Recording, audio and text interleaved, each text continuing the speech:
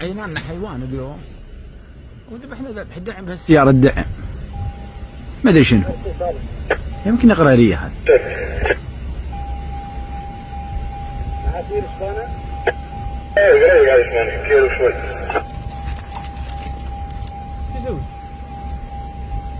ها؟ وين راح ودي؟ تحت السيارة. شو سويت تحت السيارة؟ خلي معانا في بيف خرج حافظ سنا موت جوز ديديكاس القربية يما وليدك زعيم ما تخمش عليا ضحية في البارا يبكي شابك فيا يترجى في الجيجر مينيمون القرية اصحابي. هذا هو أشجع حيوان في العالم. غرير العسل هو حيوان ثديي موطنه إفريقيا وجنوب آسيا.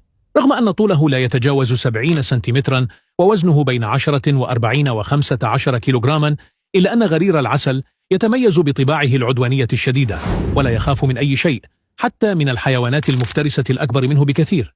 فهو قادر على مهاجمة الأسود والفهود وحتى الأفاعي السامة مثل الكوبرا والمامبا السوداء، ويعتبر من أشجع وأخطر الحيوانات في العالم.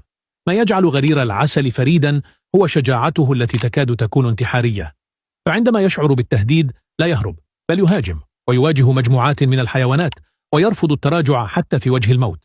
جلده من أقوى أسلحته، فهو سميك وصلب ومرن للغاية، يمكنه مقاومة العضات واللسعات وحتى السهام التقليدية.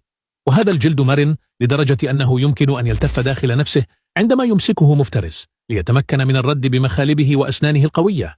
كما أنه حيوان ذكي جدا يعرف كيفية استخدام الأدوات، وهي قدرة نادرة بين الحيوانات البرية.